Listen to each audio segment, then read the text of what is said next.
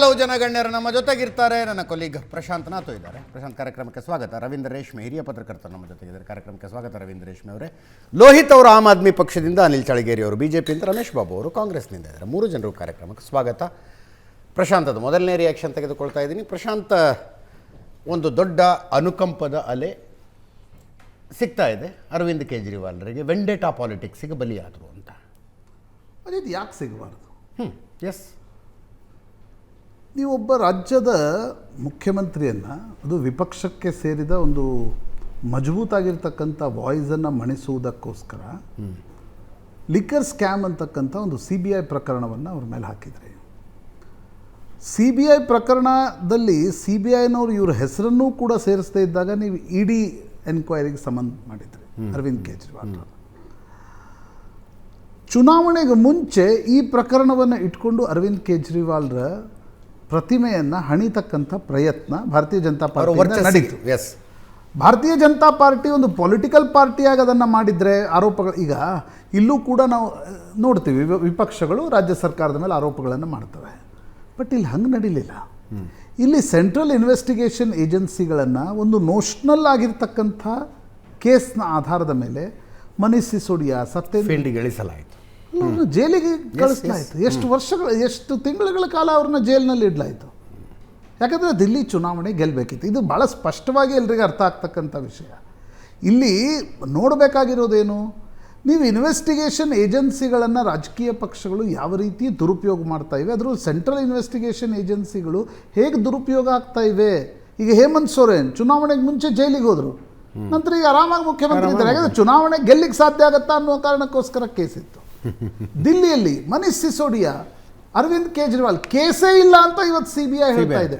ಹಾಗಿದ್ದಲ್ಲಿ ಅಲ್ಲ, rose avenue court ಹೇಳ್ತಾ ಇದೆ. ಅಲ್ಲ, CBI ಅಂದರೆ ಟ್ರಯಲ್ ಕೋರ್ಟ್. ಟ್ರಯಲ್ ಕೋರ್ಟ್ ಹೇಳ್ತಾರೆ. ನೋಡ್ರಿ, ಈ ಎಲ್ಲ ಭ್ರಷ್ಟಾಚಾರದ ಪ್ರಕರಣಗಳಲ್ಲಿ ಟ್ರಯಲ್ ಕೋರ್ಟ್ ಏನು ಹೇಳುತ್ತೆ ಅನ್ನೋದು ಬಹಳ ಮುಖ್ಯ, ನನಗೆ ಗೊತ್ತಿರುವ. ಹಾಗಿರುವಾಗ ನೀವು CBI ಕೇಸ್ ನಿಲ್ತಾ ಇಲ್ಲ ಅಂದರೂ ED ಕೇಸ್ ಹಾಕ್ಕೊಂಡು ಕೂತ್ರಿ. ನಾನು ಈಗೊಂದು ಜಜ್ಮೆಂಟನ್ನು ನೋಡ್ತಾ ಇದ್ದೆ. ಅಂದರೆ that's very important. Predicate case ಏನಿದೆ ಅಂದರೆ, ನಿಮಗೆ CBIನ ಕೇಸ್ ಇಲ್ಲದೆ ಸುಪ್ರೀಂ ಕೋರ್ಟ್ ಹೇಳುತ್ತೆ ಇದನ್ನು ಯಾವ ಕೇಸಿನ ಆಧಾರದ ಮೇಲೆ ED ಬಂತು ಅಂತ. ಅದು ಪ್ರೆಡಿಕೇಟ್ ಕೇಸ್. CBI ಕೇಸ್ ಇದೆ, ಅದರ ಕೇಸ್ ಬಿದ್ದೋದ್ರೆ ED ಕೇಸ್ ನಿಲ್ಲಲ್ಲ. ED ಕೇಸ್ ನಿಲ್ಲಲ್ಲ. ಹಾಗಿರುವಾಗ ನೀವು ಇಡೀ ನೋಡಿ, ಲಿಕ್ಕರ್ ಸ್ಕ್ಯಾಮ್ ಅಂದ್ರೆ ಏನು, 100 ಕೋಟಿ ರೂಪಾಯಿ ಹಣವನ್ನು ದಿಲ್ಲಿ ಸರ್ಕಾರ ಗೋವಾ ಚುನಾವಣೆಗೆ ಬಳಸ್ಕೊಂಡು ಕಳಿಸ್ಲಾಯಿತು. ನಾನು ಅವತ್ತಿಂದ ಒಂದು ಪ್ರಶ್ನೆಯನ್ನು ಕೇಳ್ತಿದ್ದೆ, ಯಾವ ರಾಜಕೀಯ ಪಕ್ಷ ಇನ್ನೊಂದು ರಾಜ್ಯಕ್ಕೆ ಹಣವನ್ನು ಕಳಿಸದೆ ನೀವು ಚುನಾವಣೆ ಮಾಡ್ತಾರೆ? ಆಮ್ ಆದ್ಮಿ ಪಾರ್ಟಿ ಸರ್ಕಾರವನ್ನು ಮಾತ್ರ ನಾವು ಹಣಿಬೇಕು ಅನ್ನುವ ಕಾರಣಕ್ಕೋಸ್ಕರ ನೀವು ಅವ್ರ ಮೇಲೆ ಕೇಸ್ಗಳನ್ನು ಹಾಕಿದ್ರಿ, ಅವ್ರಿಗೆ ಜೈಲಿಗೆ ಕಳಿಸಿದ್ರಿ. First question is investigation agency, ಅದರ ವಿಶ್ವಾಸಾರ್ಹತೆ ಇವತ್ತು ಪ್ರಶ್ನಾರ್ಥಕವಾಗಿದೆ. ಯಾಕಂದರೆ ಇನ್ವೆಸ್ಟಿಗೇಷನ್ ಏಜೆನ್ಸಿಗಳನ್ನು ಹೇಗೆ ಬೇಕಾಗಿ ರಾಜಕೀಯ ಕಾರಣಕ್ಕೋಸ್ಕರ ಬಳಸ್ಕೊಳ್ಬೋದಾ, ಮೊದಲನೇ ಪ್ರಶ್ನೆ. ಎರಡನೇ ಪ್ರಶ್ನೆ ಪ್ರಮುಖವಾಗಿರ್ತಕ್ಕಂಥದ್ದು ಅಜಿತ್, ಇನ್ವೆಸ್ಟಿಗೇಷನ್ ಏಜೆನ್ಸಿಗಳಿಗೂ ಏನಾದರೂ ಹೊಣೆಗಾರಿಕೆ ಇದೆ ಇಲ್ವೋ ದೇಶದಲ್ಲಿ? ತಿಂಗಳ ಕಾಲ ಮನೀಶ್ ಸಿಸೋಡಿಯಾ ಜೈಲಿನಲ್ಲಿ ಕುಳಿತರು, ನಿಮ್ಮ ಬಳಿ ಏನೋ ಎವಿಡೆನ್ಸೇ ಇಲ್ಲ ಅಂತಂದರೆ ನೀವು ತಿಂಗಳ ಕಾಲ ಅವ್ರನ್ನ ಹೆಂಗೆ ಕಟ್ಟಿದ್ರಿ? ನಾನು ಹೇಳೋದು, ಈಗ CBI ಒಂದು ಕೇಸ್ ಹಾಕ್ತು ಅಂತ ಅಂದ್ಕೊಳ್ಳೋಣ, ನಿಮಗೆ ಒಂದು ಠೋಸ್ ಆಗಿರ್ತಕ್ಕಂಥ ಎವಿಡೆನ್ಸ್ಗಳಿಲ್ಲದೆ ಅವ್ರನ್ನ ಜೈಲಿಗೆ ಹಾಕ್ಬಿಟ್ರಿ. ಪ್ರಶ್ನೆ, ಅವ್ರಿಗೆ ಬೇಲ್ ಯಾಕೆ ಸಿಗಲಿಲ್ಲ ಅನ್ನೋದು ಬರುತ್ತೆ. ಹೌದು, ನ್ಯಾಯಾಲಯಗಳ ಬೇಲ್ ರಿಜೆಕ್ಟ್ ಮಾಡಿ, ಯಾಕೆ ಬೇಲ್ ಅವ್ರನ್ನ ರಿಜೆಕ್ಟ್ ಮಾಡಿ ಅಲ್ಲಿ ಕೂಡಿಸಿದ್ರಿ? ಅದರಿಂದ ಚುನಾವಣೆ ಮೇಲೆ ಏನು ಇಫೆಕ್ಟ್ ಆಯಿತು? ಅದರಿಂದ ಕೇಜ್ರಿವಾಲ್ರ ಪೊಲಿಟಿಕಲ್ ಕರಿಯರ್ ಮೇಲೆ ಏನು ಇಫೆಕ್ಟ್ ಆಯಿತು? ನನಗನ್ಸುತ್ತೆ this is very unfortunate scenario. ಅಧಿಕಾರ ಇದೆ ಅನ್ನುವ ಕಾರಣಕ್ಕೋಸ್ಕರ ನೀವು ಯಾರ ಮೇಲೂ ಕೇಸ್ ಹಾಕಿದ್ರಿ. ಇವತ್ತು DK ಶಿವಕುಮಾರನ್ನ ಜೈಲಿಗೆ ಇಟ್ಟಿದ್ರಿ ಅಲ್ವಾ? DK ಶಿವಕುಮಾರ್ ಅವರನ್ನ ಜೈಲಿಗೆ ಕಳಿಸಿದ್ರಿ. ನಂತರ ಆ ಪ್ರಕರಣ ಏನಾಯ್ತು ಕೋರ್ಟ್ಗಳಲ್ಲಿ? ಏನಾಯ್ತು ಆ ಪ್ರಕರಣಗಳು ಕೋರ್ಟ್ಗಳಲ್ಲಿ? ನೀವು ಮನಿ ಲಾಂಡ್ರಿಂಗ್ ಆ್ಯಕ್ಟನ್ನು ಕೇಸ್ಗಳನ್ನು ಒಬ್ಬ ಮುಖ್ಯಮಂತ್ರಿ ಮೇಲೆ ಹಾಕಿ ಅವ್ರನ್ನ ಜೈಲಿಗೆ ಕಳಿಸ್ತೀರಿ ಅಂತಂದರೆ ನಿಮ್ಮ ಬಳಿ, ನಾನು ಹೇಳೋದು, ಪ್ರೈಮಾ ಫೆಸಾಯಿ ಎವಿಡೆನ್ಸ್ ಏನಾದರೂ ಇತ್ತಾ ನಿಮ್ಮ ಹತ್ರ? ಅದಿರಲಿಲ್ಲ ಅಂತ ಕೇಸ್ ನಿಲ್ತಾ ಇಲ್ಲ ಇವತ್ತು. ಸೊ ನನಗನ್ಸುತ್ತೆ ರಾಜಕೀಯ ಕಾರಣಗಳಿಗೋಸ್ಕರ ಈ ಮಟ್ಟಕ್ಕೆ ಇಳಿಯೋದಿದೆ ಅಲ್ವಾ? This is unfortunate. ಅರವಿಂದ್ ರೇಷ್ಮೆ ಅವರೇ, ಇಂದಿಗೆ ಸರಿಯಾಗಿ 40 ವರ್ಷಗಳ ಹಿಂದೆ ಜನವರಿ 31ಕ್ಕೆ ಕರ್ನಾಟಕ ಹೈಕೋರ್ಟು ರಾಮಕೃಷ್ಣ ಹೆಗಡೆ ಸರ್ಕಾರದ ವಿರುದ್ಧ ಸಾರಾಯಿ ಬಾಟ್ಲಿಂಗ್ ಹಗರಣ ಅನ್ನೋ ಪ್ರಕರಣದಲ್ಲಿ ಒಂದು ಕಠೋರವಾದ ಶಬ್ದಗಳ ಒಂದು ತೀರ್ಪನ್ನು ಕೊಟ್ಟಿತ್ತು. ಅದರಿಂದಾಗಿ ರಾಮಕೃಷ್ಣ ಹೆಗಡೆ ಅವರು ಸದನ ಶುರುವಾಗಿತ್ತು ಆಗ್ತಾನೆ ಸ್ವಲ್ಪ ಹಿಂದೆ ಮುಂದೆ ನೋಡ್ಬಿಟ್ರು ರಾಜೀನಾಮೆ ಕೊಟ್ಬಿಟ್ರು. ಆಮೇಲೆ ಮತ್ತೆ ಪುನರಾಯ್ಕೆ ಮಾಡಿದರು. ಅವ್ರು ಮೌಲ್ಯಾಧಾರಿತ ರಾಜಕಾರಣ ಅನ್ನೋದು ಪರಾಕಾಷ್ಠೆಗೆ ಹೋಗಿದ್ದಾಗ ಅದೊಂದು ದೊಡ್ಡ ಪೆಟ್ಟು ಕೊಟ್ಟಿತ್ತು. ಜಸ್ಟಿಸ್ ರಾಮ ಜೋಯಿಸ್ ಮತ್ತು ND ವೆಂಕಟೇಶ್ ಅವರ ವಿಭಾಗೀಯ ಪೀಠ. ಈ ಜನತಾ ಪಕ್ಷದ ಸರ್ಕಾರ 19 ಜಿಲ್ಲೆಗಳ ಸಾರಾಯಿ ಬಾಟ್ಲಿಂಗ್ ಕಾಂಟ್ರಾಕ್ಟ್ನ 11 ಬೇನಾಮಿ ವ್ಯಕ್ತಿಗಳಿಗೆ ಕೊಟ್ಟಿದ್ದಾರೆ ಅನ್ನೋ ಆರೋಪ ಇತ್ತು. ಅದರ ತನಿಖಾ ವರದಿ ನಾವು ಮಾಡಿದ್ದೆ ಅನ್ನೋ ಒಂದು ಹೆಗ್ಗಳಿಕೆ ನಂದಷ್ಟೇ. ಅದು ಸಾಬೀತಾಯಿತು. ಅವತ್ತು defence ಲಾಯರ್ಗೆ ಎಂಥವ್ರು Shanti Bhushan, KK Venugopal, doctor YV ಚಿತಾಲೆ ಅಂತ ದಿಗ್ಗಜರು ಆ ಕಡೆ ಇದ್ದರು. ಈ ಕಡೆ GV Shantaraju ಕೆಸ್ವೆ and company ₹1 fees ತೊಗೊಳ್ದು ಆ ಕೇಸನ್ನು ಗೆದ್ದು ಕೊಟ್ಟಿದ್ರು. ಇವತ್ತು ನೆನಪಾಗ್ತಾಯಿದೆ ಇದು. ಇಲ್ಲಿ 2 ವಿಚಾರ. ಇದುವರೆಗೂ ವಿರೋಧ ಪಕ್ಷಗಳ ಕಳೆದ ಒಂದು ವಾರದಿಂದ ವಿರೋಧ ಪಕ್ಷಗಳಿಗೆ ಭಾಳ ಸಂತೋಷದಾಯಕ ತೀರ್ಪುಗಳು ಬರ್ತಾಯಿದೆ ನ್ಯಾಯಾಲಯದಿಂದ. ಯಾಕಂದ್ರೆ ಇಲ್ಲಿ ಹೈಕೋರ್ಟ್ ಕೊಟ್ಟ ತೀರ್ಪನ್ನು ಮೊನ್ನೆ ವಿಶೇಷ ಜನಪ್ರತಿನಿಧಿಗಳ ನ್ಯಾಯ ರಿಪೋರ್ಟ್ ಒಪ್ಕೊಂಡ್ಬಿಟ್ಟು ಅದನ್ನು ತಿರುವು ಮಾಡಿಬಿಡ್ತು. ಆಮೇಲೆ ಜೈಲಲ್ಲಿದ್ದ MLAಗಳಿಗೆ ಇವತ್ತು ಬೇಲು ಸಿಕ್ತಂತೆ. ಆಮೇಲೆ ಚುನಾವಣೆ ರದ್ದಾಗಿತ್ತು, ಅವ್ರಿಗೂ ಇವತ್ತು ಸ್ಟೇ ಸಿಕ್ಕಿದೆ ಸುಪ್ರೀಂ ಕೋರ್ಟಲ್ಲಿ.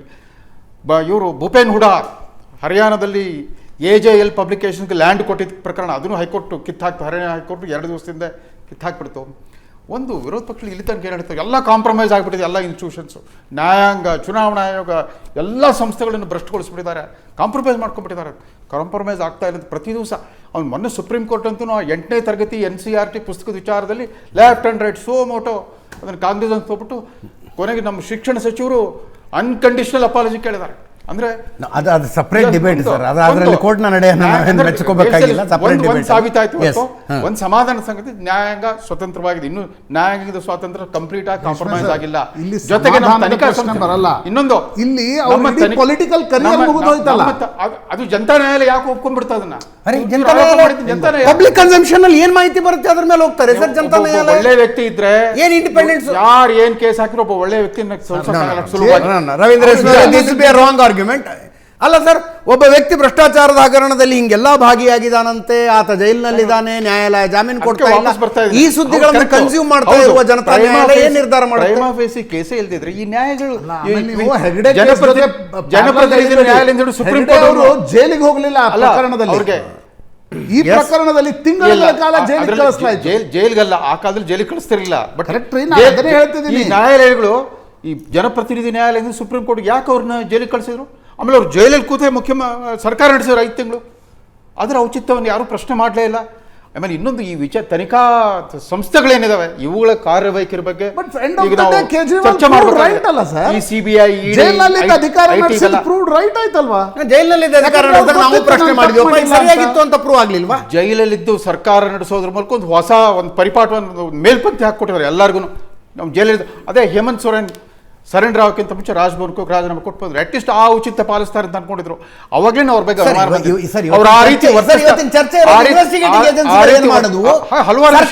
ಬಳಸ್ಕೊಂಡು ಏನ್ ಮಾಡ್ತು ಅನ್ನೋದು ಚರ್ಚೆ ಸರ್. ಅವಿರೋ ದುರ್ಬಳಕೆ ಪ್ರಶ್ನೆ ಬಳಕೆನೆ ಯಾವ ಕೇಂದ್ರ ಸರ್ಕಾರ ಅಧಿಕಾರದ ಬಳಕೆನೆ ಮಾಡುತ್ತೆ. UPA ಸರ್ಕಾರ ಸ್ವತಃ ತನ್ನ ಮಿತ್ರ ಪಕ್ಷಗಳು ಇಬ್ಬರನ್ನು ಜೈಲಿಗೆ ಕಳಿಸಿದ್ರು. ಕಣಿಮೌಲಿ ರಾಜಾನ್ ಇಬ್ಬರನ್ನು ಜೈಲಿಗೆ ಕಳಿಸಿದ್ರು. 200 ದಿವಸ ಜೈಲಲ್ಲಿದ್ರು. ಆಮೇಲೆ ಈ ಸರ್ಕಾರ ಬಂದ್ಮೇಲೆ ಅವ್ರಿಗೆ ಖುಲಾಸೆ ಆದ್ರು ಆ ಪ್ರಕರಣದಿಂದ. ಇಲ್ಲಿ ತನಿಖಾ ಸಂಸ್ಥೆಗಳ ಕಾರ್ಯಕ್ಷಮತೆ ದಕ್ಷತೆ ಬಗ್ಗೆ ಕೂಡ ಪ್ರಶ್ನೆ ಮಾಡಬೇಕಾಯ್ತು. ನಮ್ಮ ಲೋಕಲ್ ಪೊಲೀಸರಿಗಿಂತ ಭಾಳ ಇಂಟೆಲಿಜೆಂಟ್ ಆಗೇನಿಲ್ಲ CBI, ED ಏನೋರು ಅಂತ ಇಲ್ಲಿ ಸಾಬೀತಾಗ್ತಾ ಇದೆ, ಪದೇ ಸಾಬೀತಾಗ್ತಾ ಇದೆ. ಅಲ್ಲಿ ಸಿಬ್ಬಂದಿ ಕೊರತೆನೋ, ಅವ್ರಿಗೆ ಸರಿಯಾದ ತರಬೇತಿ ಇಲ್ವೋ, ಅಥವಾ ಸಾಹೇಬ್ರು ಹೇಳಿದ ಕೂಡಲೇ ಏನೋ ಒಂದು ಕೇಸ್ ಮಾಡೋಕೆ ನುಗ್ಗಿಬಿಡ್ತಾರೆ, ನುಗ್ಗಿಬಿಡ್ತಾರೆ. ಇಲ್ಲೂ ಕೂಡ ಮೂಢ ಹಗರಣದಲ್ಲಿ ಕೊರತೆ, ಟ್ರೈನಿಂಗಿನ ಕೊರತೆ ಅಂತ ಹೇಳಿ ಇವುಗಳನ್ನ ಅಂದ್ರೆ ಅವ್ರು ಮಾಡಿರೋ ತಪ್ಪುಗಳನ್ನು ವೈಟ್ ವಾಶ್ ಮಾಡೋದಕ್ಕಾಗೋದಿಲ್ಲ.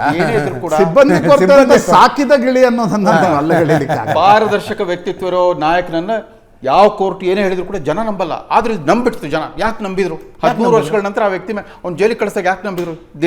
ದಿಲ್ಲಿ ಮತದಾರರು ಜನತಾ ನ್ಯಾಯಾಲಯದಲ್ಲಿ ಯಾಕೆ ಸೋತ್ಬಿಟ್ರು?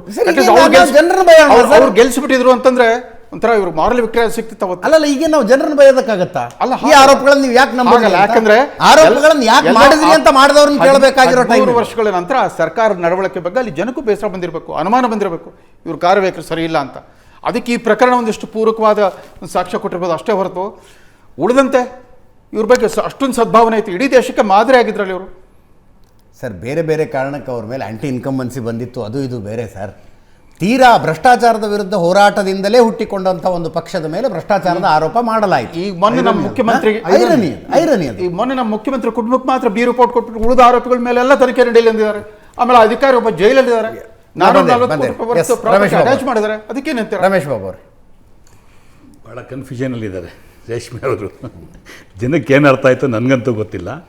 ಸಾಂಕೇತಿಕವಾಗಿ ಒಂದು ಉತ್ತರ ಕೊಟ್ಟು ಬಂದುಬಿಡ್ತೀನಿ. ಅವರು ರಾಮಕೃಷ್ಣ ಹೆಗಡೆ ಅವರ ಹೆಸರು ಪ್ರಸ್ತಾಪ ಮಾಡಿದ್ರಿಂದ ಒಂದು ಸಾಂಕೇತಿಕವಾಗಿ 80ರ ದಶಕದಲ್ಲಿ ಕರ್ನಾಟಕದಲ್ಲಿ ಹೆಗ್ಡೆ ಸರ್ಕಾರ ಬರೋದಕ್ಕೆ ಲಂಕೇಶ್ ಪತ್ರಿಕೆ ಕಾಂಟ್ರಿಬ್ಯೂಷನ್ ಭಾಳಷ್ಟಿದೆ. ಅದು ಒಂದು ಕಡೆ. ಅವರೇನು ರೇವಜಿತು ಪ್ರಕರಣ, ಬಾಟ್ಲಿಂಗ್ ಪ್ರಕರಣ ಇವೆಲ್ಲ ಏನು ಪ್ರಸ್ತಾಪ ಮಾಡಿದ್ರು, ಅವತ್ತು ಯಾವ ಏಜೆನ್ಸಿನೂ ದುರುಪಯೋಗ ಆಗಿರಲಿಲ್ಲ. ಎರಡನೇದು ಪ್ರಶಾಂತ್ ನಾಥ್ ಅವರು ಹೇಳ್ದಂಗೆ ಅವ್ರು ಜೈಲಿಗೂ ಹೋಗಿರಲಿಲ್ಲ. ನೈತಿಕತೆ ಆಧಾರದ ಮೇಲೆ ಮೌಲ್ಯಾಧಾರಿತ ರಾಜಕಾರಣ ರಾಜೀನಾಮೆ ಕೊಟ್ಟರು, ಅದು ಬೇರೆ. ಇಲ್ಲಿ it is a different case. ಇಲ್ಲಿ ಬಲಿಪಶು ಆಗಿರ್ತಕ್ಕಂಥದ್ದು ಕೇಜ್ರಿವಾಲ್ ಅವರು. ನೀವು ಎಂಟೈರ್ ಜಜ್ಮೆಂಟಲ್ಲಿ legal aspect as well as morality ನೋಡುವಂಥ ಸಂದರ್ಭದಲ್ಲಿ ಅವ್ರನ್ನ ಫಿಕ್ಸ್ ಮಾಡಿರ್ತಕ್ಕಂಥ ಕೇಸ್ ಇದು. ಅಂದರೆ ಕೇಂದ್ರ ಸರ್ಕಾರ ತನಿಖಾ ಸಂಸ್ಥೆಗಳನ್ನ ಯಾವ ರೀತಿ ದುರುಪಯೋಗ ಪಡಿಸ್ಕೊತಾ ಇದೆ ಅನ್ನೋದನ್ನು ಭಾಳ ಸ್ಪಷ್ಟವಾಗಿ ಕೋರ್ಟ್ ಇವತ್ತು ಅಬ್ಸರ್ವೇಷನ್ ಕೊಟ್ಟಿದ್ದಾರೆ. ಈ ಪ್ರಕರಣದಲ್ಲಿ, ಕೇಜ್ರಿವಾಲ್ ಪ್ರಕರಣದಲ್ಲಿ 2021ರ ದೆಹಲಿ ಸರ್ಕಾರದ ಒಂದು ಪಾಲಿಸಿ ಮ್ಯಾಟ್ರು, ಅದನ್ನೇ ಅವ್ರು ಇಂಟರ್ಪ್ರಿಟ್ ಮಾಡಿರ್ತಕ್ಕಂಥದ್ದು ಇವತ್ತಿನ ಜಜ್ಮೆಂಟಲ್ಲಿ. ಸರ್ಕಾರಗಳು ಇದರಲ್ಲಿ ಎಲ್ಲಿ ಸ್ಕ್ಯಾಮ್ ಇದೆ ಅಂತ ಅಲ್ಲ, ಸರ್ಕಾರಗಳು ಜನಕ್ಕೆ ಅನುಕೂಲ ಮಾಡೋ ಕಾರಣಕ್ಕೆ ಒಂದು ಪಾಲಿಸಿ ತಗೊಂಡಾಗ ಆ ಪಾಲಿಸಿ ಮೇಲೆ ನೀವು ಈ ಥರ ಭ್ರಷ್ಟಾಚಾರದ ಆರೋಪ ಮಾಡಿ ಫಿಕ್ಸ್ ಮಾಡಿದ್ರೆ ಅದು ದೇಶದ ಡೆಮೋಕ್ರಸಿಗೆ ಥ್ರೆಟ್ ಅನ್ನೋ ರೀತಿ ಅವತ್ತು ಜಜ್ಮೆಂಟ್ ಕೊಟ್ಟಿದ್ದಾರೆ ಇವತ್ತು ಅವರು. ಭಾಳ ಮಹತ್ವದ ವಿಚಾರ ಏನಂತ ಆರೋಪ ಫಸ್ಟ್ ಮಾಡಿದ್ದು ಕಾಂಗ್ರೆಸ್. ಅಲ್ಲ, ಇಲ್ಲಿ ಸೆಲೆಬ್ರೇಟ್ ಮಾಡಿತ್ತು ಕಾಂಗ್ರೆಸ್ ಹೋಗಿ ಸೆಲೆಬ್ರೇಟ್ ಮಾಡಿ ಜೈಲಿಗೆ ಹೋದಾಗ. ನಾನು ಅದನ್ನು ಇಲ್ಲ ಅಂತ ಹೇಳ್ತಾ ಇಲ್ಲ. ನೀವಿಲ್ಲಿ ಅಜಯ್ ಮಕೇನ್ ಐ ಥಿಂಕ್ ಅಲ್ಲಲ್ಲ, ಇನ್ನು ಆರೋಪ ಬೇರೆ, ಬಟ್ ಇಲ್ಲಿ ಮಾಡಿ ಕಂಪ್ಲೇಂಟ್ ಯಾರು? ಆಯ್ತು, ಅಜಯ್ ಮಕನ್ ನನ್ನ ಕಂಪ್ಲೇಂಟ್ ಈ ಕೇಸಲ್ಲಿ ಅಲ್ಲ ರಮೇಶ್ ಬಾಬು ಅವರೇ, ಕಾಂಗ್ರೆಸ್ ಕೂಡ ಆನ್ಸರೇಬಲ್ ಆಗುತ್ತೆ. INC.in ವೆಬ್ಸೈಟ್ನಲ್ಲಿ ಇನ್ನೂ ತನಕ ಅರವಿಂದ್ ಕೇಜ್ರಿವಾಲ್ರ ಮೇಲೆ ನೀವು ಮಾಡಿದ ಆರೋಪಗಳ ಪ್ರೆಸ್ ನೋಟ್ಗಳು ಇನ್ನೂ ತನಕ ಹಂಗೆ ಇದಾವೆ. ಒಂದ್ ನಿಮಿಷ, ಇನ್ನೂ ಹಂಗೆ ಇದಾವೆ. ಒಂದ್ ನಿಮಿಷ, ನೀವು ಲಿಕ್ಕರ್ ಸ್ಕ್ಯಾಮ್ ನಲ್ಲಿ ಏನೇನು ಹಗರಣ ನಡೆದಿದೆ ಅಂತ ಲಿಸ್ಟ್ ಕೊಟ್ಟಿದ್ದೀರಿ. ಡಿಸ್ಪ್ಯೂಟೇ ಮಾಡ್ತಾ ಇಲ್ಲ, ನೀವು ಡೈವರ್ಟ್ ಆಗ್ತಿದ್ರೆ ನಾನು ಡಿಸ್ಪ್ಯೂಟೇ ಮಾಡ್ತಾ ಇಲ್ಲ. ನೋಡಿ, ಪೊಲಿಟಿಕಲ್ ಅಲಿಗೇಷನ್ ಬೇರೆ, ಪೊಲಿಟಿಕಲ್ ಅಲಿಗೇಷನ್ ಬೇರೆ. We are not in power in central government. ಇಲ್ಲಿ ಪ್ರಶ್ನೆ ಇರ್ತಕ್ಕಂಥದ್ದು ಯಾರು ಕಂಪ್ಲೇಂಟ್ ಈ ಕೇಸಲ್ಲಿ? ಸಕ್ಸೇನಾ? ಯಾರು Saxena? Lieutenant governor of Delhi. Okay, you misused the office. See, ನಾವು ಏನು ಕಾಂಗ್ರೆಸ್ ಪಾರ್ಟಿಯವರು ಪೊಲಿಟಿಕಲ್ ಆಗಿ ಅಲಿಗೇಷನ್ ಮಾಡೋಂಥದ್ದು ಸ್ಕೀಮಲ್ಲಿ ಇದ್ದಾಗ, ಮೊತ್ತದಿದ್ದಾಗ ಅದು ಇಟ್ ಈಸ್ ಡಿಫ್ರೆಂಟ್. ಇಲ್ಲಿ ಪ್ರಶ್ನೆ ಇರ್ತಕ್ಕಂಥದ್ದು ಇವ್ರು ಜಜ್ಮೆಂಟ್ ಅಲ್ಲಿ ಹೇಳಿದಾರೆ ಅವರು. ಸರ್, ಆ ಚಾರ್ಜ್ ಶೀಟ್ ಅನ್ನ ಸಂಭ್ರಮಿಸಿದಿರಿ ನೀವು. ನಾವು ಹೇಳ್ದಂಗೆ ಬಂತು ನೋಡಿ ಚಾರ್ಜ್ ಶೀಟ್ ಅಂತ ಪ್ರೆಸ್ ನೋಟ್ ರಿಲೀಸ್ ಮಾಡಿದ್ದೀವಿ. ನನ್ನ ಡಿಸ್ಪ್ಯೂಟೇ ಮಾಡ್ತಾ ಇಲ್ಲ ಸರ್. ನಮ್ಮ ಪ್ರಶ್ನೆ ಇರ್ತಕ್ಕಂಥದ್ದು ನೀವು ಏಜೆನ್ಸಿಗಳನ್ನ ಹೆಂಗೆ ಮಿಸ್ಯೂಸ್ ಮಾಡ್ತಾ ಇದ್ದೀರಾ?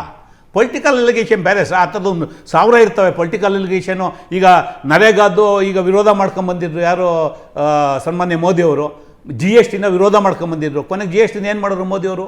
ಬೀಂಗೆ ಚೀಫ್ ಮಿನಿಸ್ಟ್ರು ಪ್ರಬಲವಾಗಿ ವಿರೋಧ ಮಾಡಿದ್ರು GSTನ. ಕೊನೆಗೆ GST ಪ್ರಧಾನಮಂತ್ರಿ ಆದಮೇಲೆ ಏನು ಮಾಡಿದ್ರು? C, political allegations is different, misuse of the power is different. ಇಲ್ಲಿ ಭಾಳ ಸ್ಪಷ್ಟವಾಗಿ ಯಾವುದೇ ಸರ್ಕಾರ ಈಗೇನು ಅವರು 2021ರಲ್ಲಿ ಈ ಲಿಕ್ಕರ್ ಪಾಲಿಸಿ ಏನಕ್ಕೆ ಮಾಡಿದ್ದವರು? ಆಪ್ ಸರ್ಕಾರದವರು ಬ್ಲಾಕ್ ಮಾರ್ಕೆಟ್ನ ಕರ್ಟೈಲ್ ಮಾಡಬೇಕು, ರೆವಿನ್ಯೂ ಜನ್ರೇಟ್ ಮಾಡಬೇಕು ಸ್ಟೇಟ್ಗೆ. ಅದೆಲ್ಲ ರಾಜ್ಯಗಳು ಮಾಡಿದ್ದಾವೆ. ನಾಟ್ ಓನ್ಲಿ ದಟ್, ಯಾವ ರಾಜ್ಯಗಳು ಮದ್ಯಪಾನ ನಿಷೇಧವನ್ನು ಮಾಡಿದ್ರು ಮತ್ತೆ ಮದ್ಯಪಾನವನ್ನು ಇಂಟ್ರೊಡ್ಯೂಸ್ ಮಾಡಿದ್ದಾರೆ. ಯಾಕೆ? ಈ ದೇಶದಲ್ಲಿ GST ಬಂದ ಮೇಲೆ ರಾಜ್ಯಗಳ ಸೋರ್ಸಸ್ ಕಡಿಮೆ ಆಗಿದೆ. ನಿಮ್ಗೆ ಇರ್ತಕ್ಕಂಥದ್ದೇ ರಿಜಿಸ್ಟ್ರೇಷನ್ ಆ್ಯಂಡ್ ಇದು ಪ್ರಾಪರ್ಟಿ ರಿಜಿಸ್ಟ್ರೇಷನ್ದು ರೆವಿನ್ಯೂ, ಲಿಕ್ಕರ್ ರೆವಿನ್ಯೂ, ಈ ಥರದ ಲಿಮಿಟೆಡ್ ರೆವಿನ್ಯೂ ಇರೋದ್ರಿಂದ ಇನ್ನೆವಿಟಬಲಿ ಸರ್ಕಾರಗಳು ಅದಕ್ಕೆ ಹೋಗ್ತಾ ಇದ್ದಾವೆ. ನೀವು ಈಗ ಹರಿಯಾಣದ ಎಕ್ಸಾಂಪಲ್ ಕೊಡ್ತೀನಿ. ಈಗ ಇಟ್ ಈಸ್ ಇಂಟರ್ ರಿಲೇಟೆಡ್ಡು. ನೀವು ಅಲ್ಲಿ ಓಂ ಪ್ರಕಾಶ್ ಚೌತಾಲನ್ನು ಕಳಿಸೋದಲ್ಲ ಜೈಲಿಗೆ, ಏನು? It is a policy matter. Teachers ಸೆಲೆಕ್ಷನ್ನಲ್ಲಿ ಆ ಸರ್ಕಾರ ಟೀಚರ್ಸ್ಗೆ ಅಪಾಯಿಂಟ್ಮೆಂಟ್ ಕೊಟ್ಟಾಗ ಸ್ಕ್ಯಾಂಡಲ್ ಆಗಿದೆ ಆರೋಪ. ಇವತ್ತು ಇಲ್ಲೇನು ಲಿಕ್ಕರ್ ಪಾಲಿಸಿನಲ್ಲಿ ಏನು ಆರೋಪ? ಸಿ, ನಾವು ಪೊಲಿಟಿಕಲಿ ಆರೋಪ ಮಾಡೋದು ಬೇರೆ. ಕೋರ್ಟ್ ಇವತ್ತು CBI ಆಫೀಸರ್ಸ್ ಮೇಲೆ ಎನ್ಕ್ವೈರಿ ಮಾಡಂತ ಯಾಕೆ ಹೇಳಿದೆ?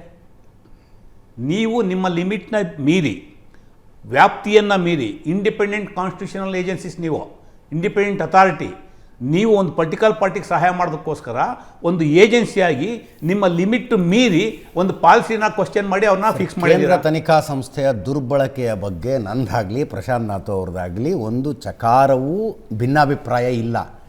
ದಿಸ್ 100% ಪ್ರೂವ್ಸ್ ಕೇಂದ್ರೀಯ ತನಿಖಾ ಸಂಸ್ಥೆಗಳ ದುರ್ಬಳಕೆ ಆಗ್ತಾ ಇದೆ ಅಂತ. ಆದರೆ ಯಾವ್ಯಾವ ಅಲಿಗೇಷನ್ಗಳ ಮೇಲೆ CBI ತನಿಖೆ ಮಾಡ್ತಲ್ಲ, ಎಲ್ಲ ಅಲಿಗೇಷನ್ಗಳನ್ನು ತಾವು ಮಾಡಿದ್ರಿ. ಪೊಲಿಟಿಕಲ್ ಅಲಿಗೇಷನ್ ನಮ್ಮದು ಪೊಲಿಟಿಕಲ್ ಅಲಿಗೇಷನ್ ಅಂತ ಹೇಳುವ ಮೂಲಕ ಬ್ರಷ್ ಅಸೈಡ್ ಮಾಡೋದಕ್ಕಾಗೋದಿಲ್ಲ ಸರ್. CBI ಸಲ್ಲಿಸಿರುವ ಚಾರ್ಜ್ ಶೀಟನ್ನು ನೀವು ಸೆಲೆಬ್ರೇಟ್ ಮಾಡಿದ್ರಿ. CBI ಚಾರ್ಜ್ ಶೀಟ್ ಸಲ್ಲಿಸಿದ ದಿವಸ ನಿಮ್ಮ ಪ್ರೆಸ್ ನೋಟ್ ತೋರಿಸಲ್ಲ ನಾನು ಏನಂತ ಇದೆ ಅಂತ. ಇನ್ನು ನಾನು ತೋರಿಸೋದಲ್ಲ, INC.in ವೆಬ್ಸೈಟ್ನಲ್ಲೇ ಇದೆ ಚಾರ್ಜ್ ಶೀಟ್ ಸಲ್ಲಿಸಿದಾಗ ನೀವು ಕೊಟ್ಟಂತ ಚಾರ್ಜ್ ಶೀಟ್. ಅಜಿತ್ ಅವರೇ, ನೀವು please don't divert the things. ನೀವು ಹೇಳ್ತಾ ಇರೋ ಅಲಿಗೇಷನ್ ನಾನು ಡಿಸ್ಪ್ಯೂಟೇ ಮಾಡ್ತಾ ಇಲ್ಲ ಸರ್. ಆ್ಯಸ್ ಎ ಪೊಲಿಟಿಕಲ್, ಈಗ ಕಾಂಗ್ರೆಸ್ ಪಾರ್ಟಿ ಏನು ಕೊಯ್ಲೇಷನ್ ಪಾರ್ಟ್ನರ್ ಆಪ್ಗೆ ಅಲ್ಲಿ ಅಲ್ಲ, ನಾವು the opposition party to the AAP. So ನಾವು ಅಲ್ಲಿ ಬಂದಂಥ ಆರೋಪಗಳ ಸಂದರ್ಭದಲ್ಲಿ ಆರೋಪ ಮಾಡಿರ್ತಕ್ಕಂಥ ನಿಜ. ಬಟ್ CBIನ ದುರುಪಯೋಗ ಮಾಡ್ಕೊಂಡಿರೋದು ನಾವು ಹೇಳೋಕ್ಕಾಗುತ್ತಾ? ಒಂದು ನಿಮಿಷ ನಾವು ಹೇಳ್ತಾ ಇದ್ದೀವಿ. ನಾನು ಕೇಳಿ, ನಾನು ಹೇಳೋದು ಕಂಪ್ಲೀಟ್ ಹೇಳಿ. Yes. CBI is under the control of Congress party. No. ಅದನ್ನ ಇವತ್ತು ಕೋರ್ಟ್ ಹೇಳಿರೋದು. CBIನವರು under the instigation of central BJP government. ಅದ್ರ ಮೇಲೆ ನೀವು ಆ್ಯಕ್ಟ್ ಮಾಡಿದ್ದೀರಾ, ನೀವು ತಪ್ಪು ಮಾಡಿದ್ದೀರಾ. ನೋಡಿ, ಕೋರ್ಟು ಟೆಕ್ನಿಕಲ್ ಪಾಯಿಂಟ್ ಮೇಲೆ ಜಜ್ಮೆಂಟ್ ಕೊಡುವಂಥದ್ದು ಡಿಫ್ರೆಂಟು. ಈ ಕೇಸಲ್ಲಿ ಆ ಥರ ಇಲ್ಲ. ಈ ಕೇಸಲ್ಲಿ CBI ಅವ್ರನ್ನ ಫಿಕ್ಸ್ ಮಾಡೋದಕ್ಕೆ ಆ್ಯಕ್ಟ್ ಮಾಡಿದ್ದಾರೆ ಅಂತ ಅಬ್ಸರ್ವೇಷನ್ ಕೊಟ್ಟಿದ್ದಾರೆ. ಅದು ಇದು ನೀವು ಗಮನಿಸಬೇಕಾಗಿರ್ತಕ್ಕಂಥದ್ದು. ಯಾವುದೇ ಆಪೋಸಿಷನ್ ಪಾರ್ಟಿ ನಾವು ಒಂದು ಅಲಿಗೇಷನ್ ಮಾಡಿದಾಗ CBI ಚಾರ್ಜ್ ಶೀಟ್ ಹಾಕಿದಾಗ ಒಂದು ಪೊಲಿಟಿಕಲ್ ಪಾರ್ಟಿಯಾಗಿ ನಾವು ವೆಲ್ಕಮ್ ಮಾಡಿರ್ತೀವಿ. ಕೋರ್ಟ್ ಅಬ್ಸರ್ವೇಷನ್ ನೋಡಿ ಸರ್, ಎಲ್ಲ ಕೇಸಲ್ಲಿ ಈ ಥರದ ಅಬ್ಸರ್ವೇಷನ್ ಬರೋದಿಲ್ಲ. Please listen to this words.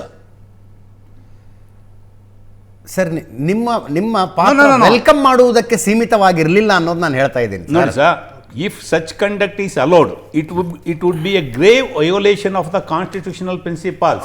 CBIನವರು ನೋಡಿ, ಅದನ್ನೇ ನಾನು ಹೇಳಿದ್ದು. ಅವ್ರು ಏನು ಇದ್ರದ್ದು ಬಾಟ್ಲಿಂಗ್ ಆಗೋಣ ಪ್ರಸ್ತಾಪ ಮಾಡಿದ್ರು, ಅಲ್ಲಿ ಯಾವ ಏಜೆನ್ಸಿನೂ ಇವರು PAL ಹಾಕೊಂಡು ಇವ್ರು ಚಾಲೆಂಜ್ ಮಾಡಿ ಇವ್ರ ರಿಪೋರ್ಟ್ ಮೇಲೆ ಅಲ್ಲಿ ರಾಜೀನಾಮೆ ಕೊಟ್ಟಿದ್ದು, ಅದು ಬೇರೆ.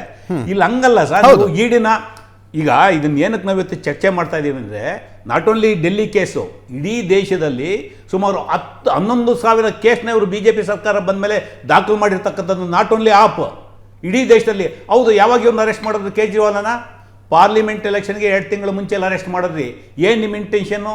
ಯಾವಾಗ ಅವ್ರು ಪಂಜಾಬ್ ರಾಜ್ಯದಲ್ಲಿ ಅಧಿಕಾರಕ್ಕೆ ಬಂದರು, ಅವ್ರು ಯಾವಾಗ ನಾವು ಇನ್ನೊಂದು ನ್ಯಾಷನಲ್ ಪಾರ್ಟಿಯಾಗಿ ಗೋವಾ ಮತ್ತೊಂದು ಕಡೆ ಹೋಗಬೇಕು, ಈ ದೇಶದಲ್ಲಿ ಪ್ರಬಲವಾಗಿ BJPಗೆ ಬೆಳಿಬೇಕು ಅಂದಾಗ ಅವ್ರು ಕರಪ್ ಮಾಡೋಕ್ಕೆ ನೀವು ಇದನ್ನು ಪ್ಲಾಂಟ್ ಮಾಡಿದ್ರಿ. ಅದು ಪ್ರಶ್ನೆ ಇವತ್ತು ಚರ್ಚೆ ಆಗ್ತಾ ಇರ್ತಕ್ಕಂಥದ್ದು. ಕಾಂಗ್ರೆಸ್ನವರು ಸಂಭ್ರಮ ಮಾಡಿದ್ರು, ಕಾಂಗ್ರೆಸ್ನವರು ಫೇಸ್ಬುಕ್ಕಲ್ಲಿ ಹಾಕ್ಕೊಂಡ್ರು, ಕಾಂಗ್ರೆಸ್ನವರು ವಾಟ್ಸಪ್ಪಲ್ಲಿ ಹಾಕಿದ್ರು, ಅದೆಲ್ಲ ಇಶ್ಯೂ. ನೀವು ತನಿಖಾ ಸಂಸ್ಥೆಗಳನ್ನ ರೂಲಿಂಗ್ ಪಾರ್ಟಿ ಕಳೆದ 10 ವರ್ಷಗಳಲ್ಲಿ ನಾಟ್ ಓನ್ಲಿ ಆಪ್, ತೃಣಮೂಲ ಕಾಂಗ್ರೆಸ್ ಇರ್ಬೋದು, ಕಾಂಗ್ರೆಸ್ ಪಾರ್ಟಿ ಇರ್ಬೋದು, DMK ಇರ್ಬೋದು, ನೀವು ಜಾರ್ಖಂಡ್ ಪಾರ್ಟಿ ಇರ್ಬೋದು, ನೀವು ಹೆಂಗೆ ಮಿಸ್ಯೂಸ್ ಮಾಡ್ತಾ ಇರ್ತಕ್ಕಂಥದ್ದು ಪ್ರಶ್ನೆ ಇರೋಂಥದ್ದು. ಇದನ್ನು ಪ್ರಶ್ನೆ ಮಾಡಬೇಡಿ ಅಂದರೆ, ಹೌದು, ನಾವು ಬೀಯಿಂಗ್ ಎ ಪೊಲಿಟಿಕಲ್ ಪಾರ್ಟಿ ನಾವು ಆಪ್ನ ಪ್ರಶ್ನೆ ಮಾಡಬೇಕು. ಆಪ್ ವಿರೋಧ ಪಕ್ಷ ನಾವಿದ್ದೇವೆ, ನಾವು ಪ್ರಶ್ನೆ ಮಾಡ್ತೀವಿ. ನೀವು ತನಿಖಾ ಸಂಸ್ಥೆಗಳನ್ನ ಹೆಂಗೆ ದುರುಪಯೋಗ ಮಾಡ್ಕೊತಾ ಇದ್ದೀರಾ?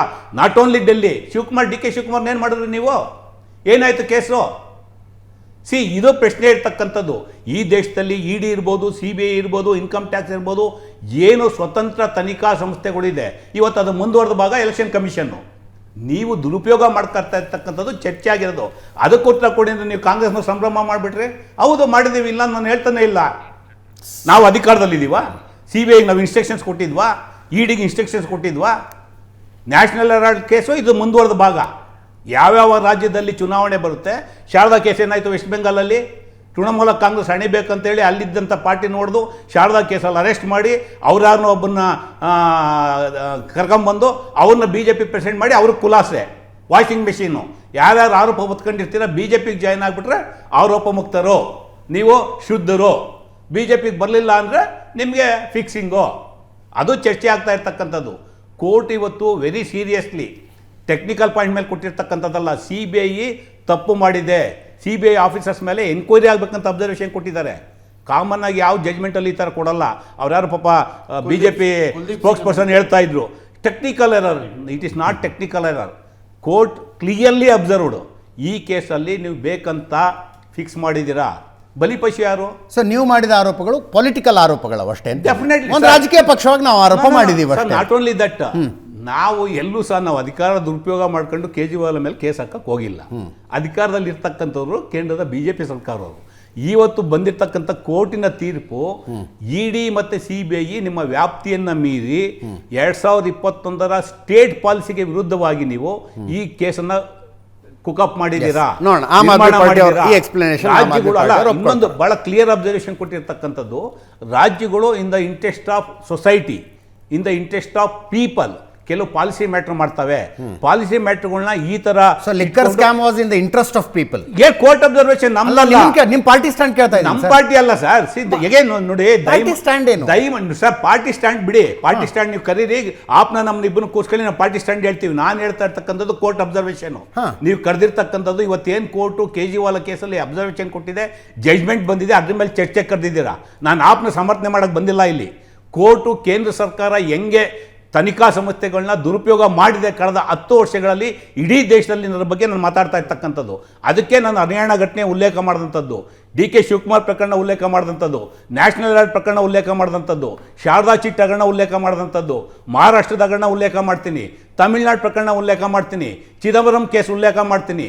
ನೀವು ತನಿಖಾ ಸಂಸ್ಥೆಗಳನ್ನ ಇಟ್ಕೊಂಡು ವಿರೋಧ ಪಕ್ಷಗಳನ್ನ ಹಣಿಯೋದಕ್ಕೆ, ವಿರೋಧ ಪಕ್ಷಗಳ ನಾಯಕರ ಮೇಲೆ ಕೇಸ್ ಅವ್ರು ನಿಮ್ಮ ಪಾರ್ಟಿಗೆ ಬಂದುಬಿಟ್ರೆ ಕ್ಲೀನ್ ಹ್ಯಾಂಡ್, ವಾಷಿಂಗ್ ಮೆಷಿನ್, ಅದನ್ನು ಪ್ರಶ್ನೆ ಮಾಡ್ತಾ ಇರ್ತಕ್ಕಂಥದ್ದು. ಇವತ್ತೇನೋ ಕೋರ್ಟ್ ಕೇಜ್ರಿವಾಲ್ ಪ್ರಕರಣದಲ್ಲಿ ಭಾಳ ಸ್ಪಷ್ಟವಾದಂಥ ಪದಗಳಲ್ಲಿ ನೀವು ಸರ್ಕಾರಿ ಪಾಲಿಸಿನ ಬೇಕಂತ ತಪ್ಪಿಸಿ ಅವ್ರಿಗೆ ತೊಂದರೆ ಕೊಡಬೇಕು ಅನ್ನೋ ಕಾರಣಕ್ಕೆ ಫಿಕ್ಸ್ ಮಾಡಿದ್ದೀರಾ. ಅದೇ ಕಾರಣಕ್ಕೆ CBI ಮೇಲೆ ಎನ್ಕ್ವೈರಿ ಆಗಬೇಕಂತ ಆರ್ಡರ್ ಮಾಡಿದ್ದಾರೆ. ಯಾವ ಪ್ರಕರಣದಲ್ಲಿ ಟೆಕ್ನಿಕಲ್ ಇಶ್ಯೂ ಇದ್ದಾಗ ಈ ಥರ ಆರ್ಡರ್ ಮಾಡ್ತಾರೆ? ಲಿಕ್ಕರ್ ಸ್ಕ್ಯಾಮ್ನಲ್ಲಿ ಅರವಿಂದ್ ಕೇಜ್ರಿವಾಲ್, ಮನೀಶ್ ಸಿಸೋಡಿಯಾ ಸೇರಿದಂತೆ 23 ಜನರ ವಿರುದ್ಧ ಚಾರ್ಜ್ ಶೀಟನ್ನು ತಗೊಂಡೋಗಿ ರೋಸ್ ಅವೆನ್ಯೂ ಕೋರ್ಟ್ಗೆ ಕೊಡಲಾಗಿತ್ತು. ರೋಸ್ ಅವೆನ್ಯೂ ಕೋರ್ಟ್ ಆ ಚಾರ್ಜ್ ಶೀಟನ್ನು ನೋಡಿ ಇದರಲ್ಲಿ ಅಪರಾಧ ಎಲ್ಲಿದೆ ಅಂತ ಕೇಳಿ ಎಲ್ಲರನ್ನೂ ಖುಲಾಸೆ ಮಾಡಿತು.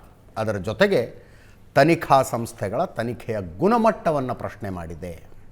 ಇದು ಮತ್ತೊಮ್ಮೆ ದೇಶದಲ್ಲಿ ಕೇಂದ್ರೀಯ ತನಿಖಾ ಸಂಸ್ಥೆಗಳ ದುರುಪಯೋಗದ ಚರ್ಚೆಯನ್ನು ಹುಟ್ಟುಹಾಕಿದೆ. ಲೋಹಿತ್ ಅವರಿದ್ದಾರೆ ಆಮ್ ಆದ್ಮಿ ಪಕ್ಷದಿಂದ. ಅಭಿನಂದನೆಗಳು ಇಂಥದ್ದೊಂದು ಜಡ್ಜ್ಮೆಂಟ್ ಬಂದಿದ್ದಕ್ಕೆ ತಮಗೆ. Thank you sir. ಇವತ್ತು ನಾವು ವಿತ್ ಡಾಕ್ಯುಮೆಂಟ್ರಿ, ಅಂದರೆ ಇಷ್ಟು ದಿನ ನಾವು ಬರೀ ಓರಲಾಗಿ ಹೇಳ್ತಾ ಇದ್ವಿ, BJP ಅವರ ಕೈ ಹಿಡಿತಾ ಇದೆ ಇಡೀ, ಹಾಗೆ CBI ಅಂತ ಹೇಳ್ತೀವಿ. ಇವತ್ತು ವಿತ್ ಡಾಕ್ಯುಮೆಂಟ್ರಿ ನಾವು ದೇಶಕ್ಕೆ ತೋರಿಸ್ತಾ ಇದ್ದೀವಿ.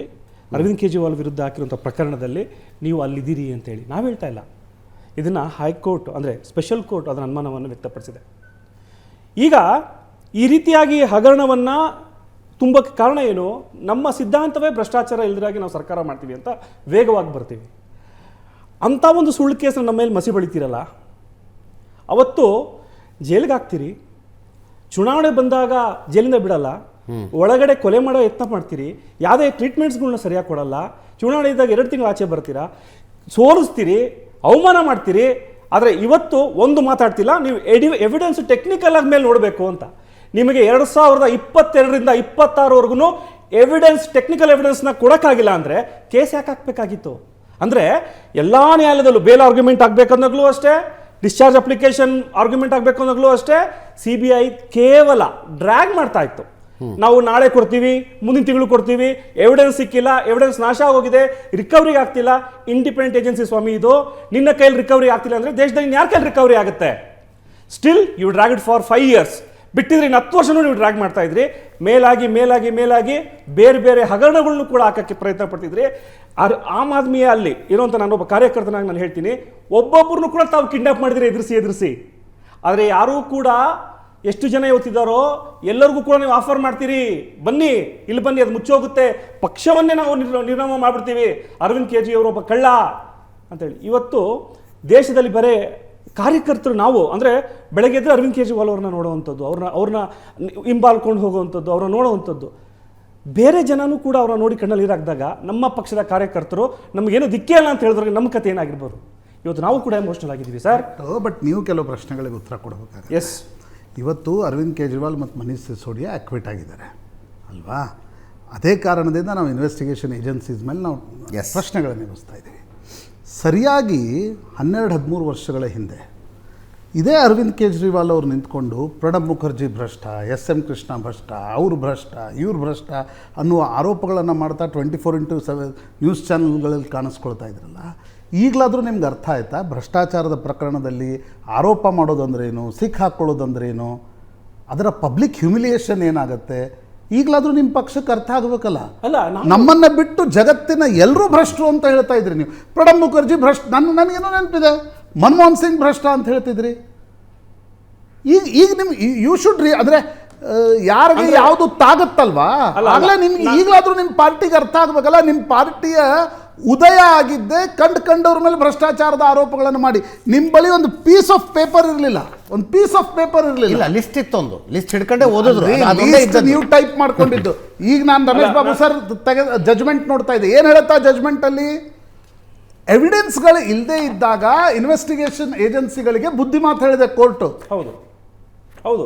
ಆ ಬುದ್ಧಿ ಮಾತು ನಿಮ್ ಪೊಲಿಟಿಕಲ್ ಪಾರ್ಟಿಗೂ ಅನ್ವಯ ಆಗತ್ತೆ. ಅಲ್ಲ, ನಾನೇನು ಹೇಳ್ತೀನಿ ಅಂದ್ರೆ ಈ ಆರೋಪವನ್ನು ನಾನು ನಿರಾಕರಿಸ್ತೀನಿ. ಯಾಕಂದ್ರೆ ನೀವು ನಾವು ನಿರಾಕರಿಸಿ. ಮಾಡ್ತಿದ್ದಂತ ಆರೋಪಗಳಿಗೆ ದಾಖಲಾತಿ ಇಲ್ಲ ಅಂತ ತಾವ್ ಹೇಳ್ತೀರಿ. ಹೌದು, ಎಲ್ಲಿ ದಾಖಲಾತಿ? ಕೋರ್ಟ್ಗೆ ತಗೊಳ್ಳುವಂತ ಸಲ್ಲಿಸುವಂತ ದಾಖಲಾತಿಗಳು ಇಲ್ಲ ಅಂದ್ರೂ ಕೂಡ ಪ್ರೈಮಾ ಫೇಸಿ ಮೇಲ್ಗಡೆ ನೋಡಿದ್ರೆ ನಮ್ಮ ಮೇಲೆ ಡಾಕ್ಯುಮೆಂಟ್ಸ್ ಇದ್ದಿದ್ವು. ಕ್ರಿಮಿನಲ್ ಚಾರ್ಜಸ್ ಗಳಲ್ಲಿ ನಾನು ಹೇಳ್ತೀನಿ ಕೇಳಿ, ಕ್ರಿಮಿನಲ್ ಚಾರ್ಜಸ್ ಗಳಲ್ಲಿ ಪೊಲಿಟಿಕಲ್ ದಾಖಲೆ ಅಂತ ಬರಲ್ಲ. ಲಿಕ್ಕರ್ ಸ್ಕ್ಯಾಮ್ ಅಲ್ಲೂ ನಾವು ಪ್ರೈಮಾ ಫೇಸೈ ಅಂತಾನೆ ಹೋಗಿದ್ದು. ಆದ್ರೆ ನಾವು ಯಾವ್ದೇ ಸಂಸ್ಥೆಗಳನ್ನ ಉಪಯೋಗಿಸ್ಕೊಂಡಿಲ್ಲ ಸರ್. ಆದ್ರೆ ನಾವು ಯಾವ್ದೇ ಸಂಸ್ಥೆಗಳನ್ನ ಕೂಡ ಉಪಯೋಗಿಸ್ಕೊಂಡಿಲ್ಲ. ಸುಳ್ಳು ಕೇಸನ್ನ ಹಾಕ್ಸಿ ಅನ್ನೋ ಜೈಲು ಕಳಿಸಿಲ್ಲ. ಅಂದ್ರೆ ನೀವು ಪಬ್ಲಿಕ್ ಹ್ಯೂಮಿಲಿಯೇಷನ್ ಏನಾದ್ರು ಮಾಡಬಹುದು, ಪ್ರೆಸ್ ಮೀಟ್ ಅಲ್ಲಿ ಹೋಗೋದಾಗಿತ್ತಲ್ಲ. ಅಲ್ಲ, ಪಬ್ಲಿಕ್ ಹ್ಯೂಮಿಲಿಯೇಷನ್ ಏನಾದ್ರು ಮಾಡಬಹುದು. ಈ ದೇಶದ ಭ್ರಷ್ಟ ರಾಜಕೀಯ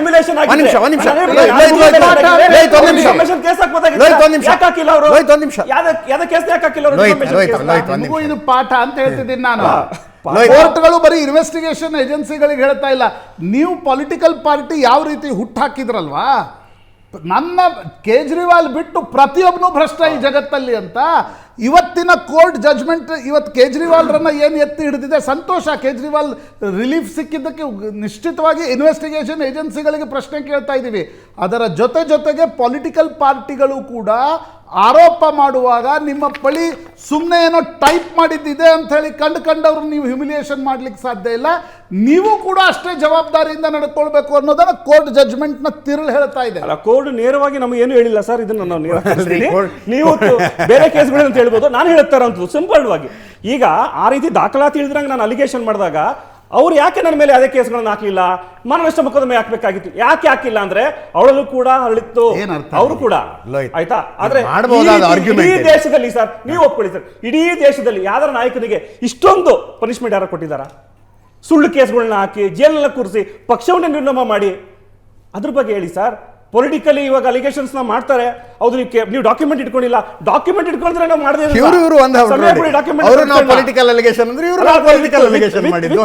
ಇವಾಗ ನಮ್ಮ ನಾಥೂರಾಮ್ ಸರ್ ಅವ್ರು ಹೇಳ್ತಾರೆ ಆಯ್ತು, ಒಂದು ತಗೋಣ. ಆದ್ರೆ ಏನು ಇಲ್ದಿರಂಗ ನೀವು ಮಾಡ್ಬಿಟ್ಟಿದ್ದೀರಿ. ಹೌದು, ನಾನು ಒಪ್ಕೊಂತೀನಿ. ಸಾರಿ, ಅಂದ್ರೆ ನಾನು ಕೂಡ ದಾಖಲಾತಿ ಇಲ್ದಿರಂಗ ನಾವೇನು ಹೇಳಿರಲ್ಲ, ದಾಖಲಾತಿಗಳು ಇಟ್ಕೊಂಡು ಹೇಳಿರ್ತೀವಿ. ಆದ್ರೆ ಈ ರೀತಿಯಾಗಿ ಪ್ರಕರಣಗಳನ್ನ ಫಾಲ್ಸ್ ಅಲಿಗೇಷನ್ಸ್ಗಳನ್ನ ಹಾಕೊಂಡು ಜೈಲಲ್ಲೇ ಮುಗಿಸೋಳುವಂಥದ್ದು, ಬೇರೆ ರೀತಿಯ ಕೆಲಸಗಳನ್ನ ನಾವು ಮಾಡಿಲ್ಲ, ಯಾವ ಪಕ್ಷವೂ ಕೂಡ ಮಾಡಿಲ್ಲ. ಬಿಜೆಪಿ ಇದು ಕರ್ಮ. ಇನ್ನು ಆ ಎರಡೂ ಪ್ರೆಸ್ ಮೀಟ್ನ ವಿಡಿಯೋಗಳು ಪಬ್ಲಿಕ್ ಡೊಮೇನ್ನಲ್ಲಿ ಇದ್ದಾವೆ. ಅರವಿಂದ್ ಕೇಜ್ರಿವಾಲ್ ಕೂತ್ಕೊಂಡು ಈ ದೇಶದ ಭ್ರಷ್ಟ ರಾಜಕಾರಣಿಗಳ ಪಟ್ಟಿ ನಾನು ಓದ್ತೀನಿ ಅಂತೇಳಿ ಒಂದೊಂದೇ ಹೆಸರುಗಳನ್ನು ಹೇಳ್ತಾ ಹೋಗಿದ್ದಾರೆ. ಮನಮೋಹನ್ ಸಿಂಗ್ ಹೆಸರು ಹಾಕಿದ್ರು. ಎಲ್ಲರ ಮೇಲೂ ಆರೋಪ ಮಾಡಿದ್ರು. ಮನಮೋಹನ್ ಸಿಂಗ್ ಅವರು ಯಾವುದೇ ಭ್ರಷ್ಟತೆಯನ್ನ ಮಾಡಿಲ್ಲ ಅಥವಾ ನಾವು ಹೇಳಿದ್ರು ಯಾರು ಮಾಡಿಲ್ಲ ಅಂತ ಹೇಳಕ್ಕೆ ಅಂತ ಕನ್ಕ್ಲೂಷನ್ ತಾವು ತೊಗೊಳಕ್ಕಾಗಲ್ಲ. ನಾನು ಒಪ್ಕೋತೀನಿ. ನಮ್ಮ ಲಿಸ್ಟಲ್ಲಿ ಈಗಲೂ ಇದೆ. ಸಮಯ ಅವಕಾಶ ಬಂದ್ರೆ ಅದನ್ನು ಕೂಡ ಒಂದು ಇನ್ವೆಸ್ಟಿಗೇಷನ್ ಆಗಿ ಅದು ನಮ್ಮ ಇನ್ವೆಸ್ಟಿಗೇಷನ್ ನಮ್ಮ ಕೈಯಲ್ಲಿಲ್ವಲ್ಲ. ನೀವು ಕೈ ಎತ್ತಿ ಹಿಡ್ಕೊಂಡು ನಿಂತ್ಕೊಂಡಿದ್ದು ಆಯ್ತ್ರಿ. ಆಮೇಲೆ ಅಲ್ಲಲ್ಲ, ಆಮೇಲೆ ನಿಮಗೆ ದೇಶದ ಜನ ಪ್ರಶ್ನೆ ಕೇಳಿದ್ರು, ಯಾರ್ಯಾರನ್ನ ಭ್ರಷ್ಟರು ಅಂತ ಹೇಳಿದ್ರಲ್ಲ ಅವ್ರ ಜೊತೆಗೆ ವೇದಿಕೆಯ ಮೇಲೆ ಕೈ ಹಿಡ್ಕೊಂಡು ಹೆಂಗ್ ನಿಂತ್ಕೊಂಡ್ರಿ ನೀವು ಅಂತಂದ್ರೆ, ಬಿಜೆಪಿ ಅತಿ ದೊಡ್ಡ ಭ್ರಷ್ಟ ಪಕ್ಷವಾಗಿರೋದ್ರಿಂದ ಮೊದಲು ಅದನ್ನ ಡೀಲ್ ಮಾಡಬೇಕಾಗಿದೆ ಅಂತ ಇದೇ ಅರವಿಂದ್ ಕೇಜ್ರಿವಾಲ್ ಹೇಳಿದ್ರು. ಅಲ್ಲ, ಪೊಲಿಟಿಕಲಿ ಸೆಟಲ್ಮೆಂಟ್ಸ್ಗಳು ಅಂತಂದ್ರೆ ಈಗ ನನ್ನನ್ನು ಅಷ್ಟು ಕುಗ್ಗಿಸ್ತಾ ಇದ್ದಾರೆ, ನನ್ನನ್ನು ಅಷ್ಟು ನಾಶ ಮಾಡ್ತಿದ್ದಾರೆ, ನಾನು ಯಾವ್ದಾರ ಒಂದು ಹೊರೆ ಹೋಗಲೇಬೇಕಾಗುತ್ತೆ sir. So Arvind Kejriwal is one among other politicians ಅಂತ ಹೇಳಿದ್ರಿ ನೀವು. ನೋ ಅಲ್ವಾ? ಎಲ್ಲ ರಾಜಕಾರಣಿಗಳು ಇವರು ಒಂದು ರಾಜಕಾರಣಿ. ದಾಖಲಾತಿ ಮೇಲೆ ಹೇಳಿದೆ, ಇಟ್ ಇಸ್ ನಾಟ್. ಅನಿಲ್ ಏನು ಮಾಡ್ತಾ ಇದ್ದೀರಿ? ಇನ್ವೆಸ್ಟಿಗೇಟಿಂಗ್ ಏಜೆನ್ಸಿಗಳನ್ನು ಇಟ್ಕೊಂಡು ನಿಮ್ಮ ರಾಜಕೀಯ ವಿರೋಧಿಗಳನ್ನು ಚುನಾವಣೆಗಳಲ್ಲಿ ಹಣಿಯೋದಕ್ಕೆ ಅಸ್ತ್ರವಾಗಿ ಬಳಸಿಕೊಳ್ತಾ ಇರೋದಲ್ವಾ ಇದನ್ನ? ಅದು ಬಿಟ್ಟರೆ ಇನ್ನೇನಾಗಿದೆ ಇಲ್ಲಿ? ತುಂಬ ಹೊತ್ತು ಕಾದಿದ್ದೀನಿ. 7:40 ಆಯಿತು, 40 ನಿಮಿಷ ಕಾದಿದ್ದೀನಿ. ತುಂಬ ಸ್ಪಷ್ಟವಾಗಿ ನಾನು ಇವತ್ತು ಒಂದು ವಿಷಯನ ಹೇಳ್ತೀನಿ. CBI ಮಾಡಿರೋದನ್ನು ವಹಿಸ್ಕೊಂಡು ಮಾತಾಡೋಕ್ಕೆ ನನಗೆ ಯಾವುದೇ ಆಸಕ್ತಿ ಇಲ್ಲ. ಆದರೆ ಪಾರ್ಟಿಯ ವಕ್ತಾರನಾಗಿ ನಾನೊಂದಿಷ್ಟು ವಿಷಯಗಳನ್ನು ತುಂಬ ಸ್ಪಷ್ಟವಾಗಿ ಹೇಳಲಿಕ್ಕೆ ಇಷ್ಟಪಡ್ತೀನಿ. ಮೊದಲನೇದಾಗಿ ಪ್ರಕಾಶ್ ಸರ್ಗೆ ಅದರದ ಮಾಹಿತಿ ಇಲ್ಲ. ಕಾಂಗ್ರೆಸ್ಸಿನ ದೆಹಲಿಯ ಮಾಜಿ ಕಾಂಗ್ರೆಸ್ ಅಧ್ಯಕ್ಷರು ಇದ್ರ ಬಗ್ಗೆ ಕಾಂಗ್ರೆಸ್ಸಿನ ಕಂಪ್ಲೇಂಟನ್ನು ಮೊದಲು ಕೊಟ್ಟಿದ್ದಾರೆ. ಫಸ್ಟ್ ಕಂಪ್ಲೇಂಟ್ ಕೊಟ್ಟಿರುವಂಥದ್ದು ಅವರೇ, ಅದನ್ನು ಪ್ರಾರಂಭ ಮಾಡಿದ್ದು ಅಂತ ಅವರೇ ಹೇಳಿದ್ದಾರೆ. ಅನೇಕ ಪ್ರೆಸ್ ಕಾನ್ಫರೆನ್ಸ್ಗಳಲ್ಲಿ ಭ್ರಷ್ಟ ಅರವಿಂದ್ ಕೇಜ್ರಿವಾಲ್ ಅಂತೇಳಿ ಕರೆದಿರುವಂಥ ವಿಡಿಯೋಗಳು ಅದು ಇದೇ ಕೇಸಲ್ಲಿ ತುಂಬ ಸ್ಪಷ್ಟವಾಗಿ ಅನೇಕ ಬಾರಿ ಮೆನ್ಷನ್ ಮಾಡಿರುವಂಥದ್ದಿದೆ. ಹೀಗಾಗಿ ಕಾಂಗ್ರೆಸ್ ಇದ್ರ ಬಗ್ಗೆ ಮಾತನಾಡುವಂಥ ಅವಶ್ಯಕತೆ ಅಂತೂ ಇಲ್ಲ. ಇನ್ನು ಆಮ್ ಆದ್ಮಿ ಪಾರ್ಟಿ ವಿಷಯಕ್ಕೆ ಬಂದರೆ, ಈ ಥರದ ಕೇಸ್ನಲ್ಲಿ 10 ಸಾಕ್ಷ್ಯಗಳು 10 ಪ್ರಶ್ನೆಗಳು ಇವತ್ತಿಗೂ ಇದೆ. ಎಲ್ಲವೂ ಕೋರ್ಟಿನ ಆಧಾರದ ಮೇಲೆಯೇ ನಡೆದಿರುವಂಥದ್ದು. ಬೇಲ್ ರಿಜೆಕ್ಷನ್ ಇಂದ ಹಿಡಿದು ಜೈಲಿಗೆ ಹೋಗುವವರೆಗೂ ಎಲ್ಲವೂ ಕೋರ್ಟು ತುಂಬಾ ಜಡ್ಜ್ಮೆಂಟ್ ಏನ್ ಹೇಳುತ್ತೆ, ಭ್ರಷ್ಟಾಚಾರದ ಪ್ರಕರಣದಲ್ಲಿ ಏನ್ ಹೇಳುತ್ತೆ, ಪ್ರೈಮಾ ಫೇಸೆ ಎವಿಡೆನ್ಸ್ ಇಲ್ಲ ಅಂತಕ್ಕಂಥ. ಬೇಲ್ ಯಾಕೆ ರಿಜೆಕ್ಟ್ ಆಗಿದ್ವು, ಮತ್ತೆ ರಿಜೆಕ್ಟ್ ಯಾಕೆ ಅಂತ ಹೇಳಿದ್ರೆ ಅಲ್ಲಿ ನಾವು ತನಿಖೆ ಮಾಡಬೇಕು. 2023ರಲ್ಲಿ 2024ರಲ್ಲಿ ಎರಡೂ ಬಾರಿ ಮತ್ತೆ ಹೈಕೋರ್ಟ್ ಮತ್ತು ಸುಪ್ರೀಂ ಕೋರ್ಟ್ಗೆ ನ್ಯಾಯಾಲಯಗಳ ಇನ್ವೆಸ್ಟಿಗೇಷನ್ ಏಜೆನ್ಸಿಗಳ ಮಾತು ಕೇಳ್ತವೆ. ಗಂಭೀರವಾದ ಆರೋಪಗಳಿದೆ, ಅಲ್ಲಿ ಬೇರೆ ಬೇರೆ ಸಮಸ್ಯೆಗಳಾಗಿದೆ, ಅಲ್ಲಿ ಒಂದಿಷ್ಟು ಫೈನಾನ್ಷಿಯಲ್ ಎಕ್ಸ್ಚೇಂಜ್ಗಳು ನಡೆದಿದೆ. ಆ ಕಾರಣಕ್ಕೋಸ್ಕರ ಬೇಲನ್ನು ರಿಜೆಕ್ಟ್ ಮಾಡಲಾಗಿತ್ತು ಅನೇಕ ಬಾರಿ. ಅಂದರೆ ಟೆಕ್ನಿಕಲ್ ಇದರಲ್ಲಿ ಬಹಳಷ್ಟು ವಿಷಯಗಳು ತುಂಬಾ ಸ್ಪಷ್ಟವಾಗಿರೋದ್ರಿಂದ ಈ ಕೋರ್ಟಲ್ಲಿ ಆಗಿರುವಂಥದ್ದು ನಾಳೆ CBI ಬೇರೆ ಕೋರ್ಟಿಗೆ ಹೋಗ್ಬೋದು, ಅಲ್ಲಿ ಬರಬಹುದು. ಈ ರೀತಿಯ ಸುಳ್ಳು ಪ್ರಕರಣಗಳನ್ನ ದಾಖಲಿಸೋದ್ರಿಂದ ಹೌದ್ರಿ. ಈಗ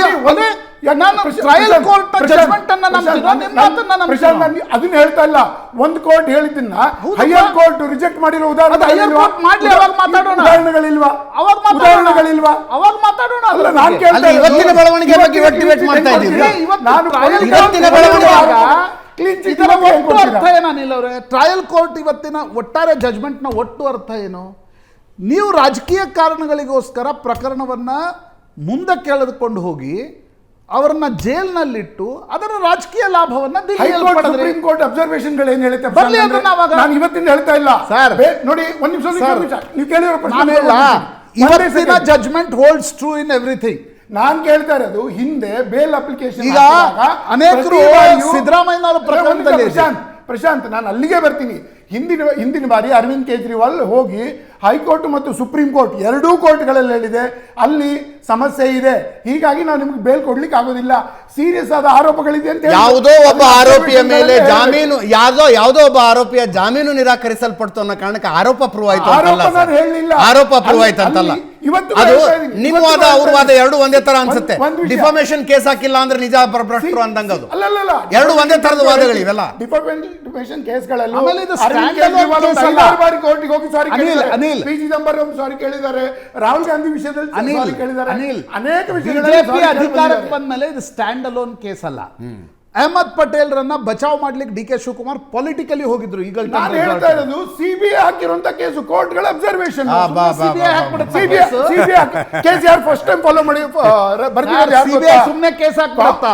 ಇಡೀ ಸುಮ್ನೆ ಮಾಜಿ ದೆಹಲಿಯ ಅಧ್ಯಕ್ಷರು ಕೇಸನ್ನ ರಿಟರ್ನ್ ಆಗಿ ಕೊಟ್ಟಿರುವಂತದ್ದು ನಾವೇ ಫಸ್ಟ್ ಎಕ್ಸ್ಪೋಸ್ ಮಾಡಿರೋದಂತ ಕಾಂಗ್ರೆಸ್ ಹೇಳಿದೆ. ನಾವು ಹೇಳಿದೀವಿ, ನಾವು ಅದನ್ನ ಹೇಳಿದ್ವಿ. ಇವತ್ತು ಕೋರ್ಟ್ ಅಬ್ಸರ್ವ್ ಮಾಡಿದೆ, ನಾಳೆ CBI ಏನೇನು ಡಿಫೆಂಡ್ ಮಾಡಬೇಕು ಮಾಡುತ್ತೆ, ಹೈಯರ್ ಕೋರ್ಟಿಗೆ ಹೋಗ್ಬೇಕು ಅಂದ್ರೆ ಹೋಗುತ್ತೆ. ಇಲ್ಲೇ ಇದು ಫೈನಲ್ ಏನು ಅಲ್ವಲ್ಲ, ಇವತ್ತು ಅವ್ರು ಸೆಲೆಬ್ರೇಟ್ ಮಾಡಬಹುದು. ಅದ್ರಲ್ಲೊಂದು ಸ್ಕ್ಯಾಮ್ ನಡೆದಿರುವಂತದ್ದು ನಿಜ. ಒಬ್ಬ ವ್ಯಕ್ತಿಯ ರಾಜಕೀಯ ಜೀವನಕ್ಕೆ ಸಂಬಂಧಪಟ್ಟಿರ್ತಕ್ಕಂಥ ಪ್ರಕರಣ ಇದೆ. ಅದ್ಯಾಕೆ ಇವರಿಗೆ ಕೇಸಲ್ಲಿ ಆಗ್ಲಿಲ್ವಾ? ಹಿಂದೆ ನರೇಂದ್ರ ಮೋದಿ ಅವ್ರ ಕೇಸಲ್ಲಿ ಆಗ್ಲಿಲ್ವಾ? ಅಮಿತ್ ಶಾ ಕೇಸಲ್ಲಿ ಆಗ್ಲಿಲ್ವಾ? ಎಲ್ಲಾ ಕೇಸಲ್ಲೂ ಕೋರ್ಟ್ಗಳು ಡಿಸಿಷನ್ ಕೊಡ್ತಾರೆ. ಅಮಿತ್ ಶಾ ಅವರ ಆಮ್ ಆದ್ಮಿ ಪಾರ್ಟಿ ಅವರು ಕಾಂಗ್ರೆಸ್ ಅವ್ರು ಒಪ್ಕೊಳ್ಬೇಕಾಗಿಲ್ರಿ. ಜನರ ಪ್ರತಿನಿಧಿಯಾಗಿ ನಾವು ಪ್ರಶ್ನೆ ಕೇಳ್ತಾ ಇದೀವಿ. ಕಾಂಗ್ರೆಸ್ ಆಮ್ ಆದ್ಮಿ ಪಕ್ಷಕ್ಕೆ ಆನ್ಸರ್ ಪೊಲಿಟಿಕಲ್ ಕ್ಲೀನ್ ಚಿಟ್ ಕೊಟ್ಟ ಮೇಲೂ ಇವತ್ತು ಭ್ರಷ್ಟರು ಅಂತ ಕರೆಯುವಂಥದ್ದನ್ನ ನಿಲ್ಲಿಸಿಲ್ಲ. ಆದರೆ ಇದರಲ್ಲಿ ಫೈನಲ್ ಡಿಸಿಷನ್ ಅಲ್ಲ. CBIಗೆ ಪೂರ್ಣ ಸ್ವಾತಂತ್ರ್ಯ ಇದೆ, ಹೈಯರ್ ಕೋರ್ಟಿಗೆ ಅದು ಹೋಗ್ಬೋದು, ಈ ಡಿಸಿಷನ್ ಬೇರೇನೂ ಆಗ್ಬೋದು. ಆದರೆ ಪ್ರೈಮಾ ಫೇಸಿಯಾಗಿ ಅಲ್ಲಿ ಹಗರಣ ನಡೆದಿರುವಂಥದ್ದು ನೂರಾರು ಉದಾಹರಣೆಗಳಿದೆ. ಅಲ್ಲಿರುವಂಥ ಪ್ರೂಫ್ಗಳನ್ನ ತೆಗೆಯುವಂಥ ಉದಾಹರಣೆಗಳು. ನೀವು ಹೇಳಿದ್ದನ್ನು ನಂಬೇಕಾ, ಕೋರ್ಟ್ ಹೇಳಿದ್ದು ಅಷ್ಟು ವಾದದಲ್ಲಿ ಕೋರ್ಟ್ಗಳು ಹಿಂದೆ ಹೇಳಿದ್ದನ್ನು ನಂಬೇಕಲ್ವಾ? ಇವತ್ತೇನು ಕೋರ್ಟ್ ಹೇಳುತ್ತೆ ಪ್ರಕರಣದಲ್ಲಿ ನಂಬ್ತಿರೋ, ಹಿಂದೆ ಬೇಲ್ ಕೊಟ್ಟಿಲ್ಲ ಅನ್ನೋ ಕಾರಣಕ್ಕೋಸ್ಕರ ಬೇಲ್ ಕೊಟ್ಟಿಲ್ಲ. ಯಾವ ಕಾರಣ ಕೊಟ್ಟಿಲ್ಲ? ನಡೆಯುತ್ತೆ ನನ್ಗೆ ಗೊತ್ತಿದೆ. ಇನ್ವೆಸ್ಟಿಗೇಷನ್ ತನಿಖೆ ನಡೆಯೋದು ಬಾಕಿ ಇದೆ. ಅಜಿತ್, CBIಗೆ ಇವತ್ತು ಹೈಯರ್ ಕೋರ್ಟಿಗೆ ಅಪ್ರೋಚ್ ಮಾಡುವಂತ ಶಕ್ತಿ ಇದೆನೋ ಇಲ್ವೋ? ಎಷ್ಟೋ ಕೇಸ್ಗಳಲ್ಲಿ ಲೋವರ್ ಕೋರ್ಟ್ ಅಲ್ಲಿ ಆಗಿರುವಂತದ್ದು ಯಾವುದೂ ಇಲ್ಲ. ಅನಿಲ್ ಚಳಗೇರಿ, ಪೊಲಿಟಿಕಲಿ ನಿಮ್ಮ ವಾದದಲ್ಲಿನ ಒಂದು ವಾಕ್ಯ ನನ್ನ ಕಿವಿಯಲ್ಲ ಗುಯ್ಗುಡ್ತಾನೇ ಇದೆ. CBIಗೆ ಸಂಪೂರ್ಣ ಸ್ವಾತಂತ್ರ್ಯ ಇದೆ, CBIಗೆ ಸಂಪೂರ್ಣ. ಏನ್ ಡೌಟ್ ಇಲ್ಲ, ಇವಾಗಲೂ ಹೇಳ್ತಾ ನಾನು ಇವತ್ತು. ಪ್ರಶಾಂತ್, ಸೆಂಟ್ರಲ್ ಏಜೆನ್ಸಿಗಳ ಮಿಸ್ಯೂಸು ಬರೀ ಚರ್ಚೆಗಳಾಗ್ತವೆ ಅಷ್ಟೇ. ಇದಕ್ಕೊಂದು ಅಂದರೆ ಕಡಿವಾಣ ಹಾಕೋದಕ್ಕೇನು ಮಾರ್ಗ ಅಂತ ಕಾಣಿಸ್ತಾ ಇಲ್ವಾ? ಅಲ್ಲ, ಅದಿತ್ತು ನೋಡಿ, ಅದು ಎಕ್ಸಿಕ್ಯೂಟಿವ್ ಅಂಡರ್ ಬರುತ್ತೆ. ಅದಕ್ಕೆ ನೀವು ಕಡಿವಾಣ ಹಾಕ್ಲಿಕ್ಕೆ ಮಾರ್ಗ ಇದ್ದಾಗ ಕೋರ್ಟ್ಗಳು they act as a check and balance always. ಇವತ್ತು ಒಬ್ಬ ಮನುಷ್ಯನ ಪೊಲಿಟಿಕಲ್ ಕರಿಯರ್ ಹಾಳಾದ ಮೇಲೆ ಕೋರ್ಟ್ಗಳು ಏನೋ ಹೇಳೋದಕ್ಕಿಂತ ಅಲ್ಲ, ಕರೆಕ್ಟ್ ಇದೆ. ಬಟ್ ಅನೇಕ ಬಾರಿ ಬೆನಿಫಿಟ್ ಆಫ್ ಡೌಟ್ ಇರುತ್ತೆ, ಇನ್ವೆಸ್ಟಿಗೇಷನ್ ಏಜೆನ್ಸಿಗಳು ಕೋರ್ಟಿಗೆ ಅಪ್ರೋಚ್ ಆಗ್ತವೆ.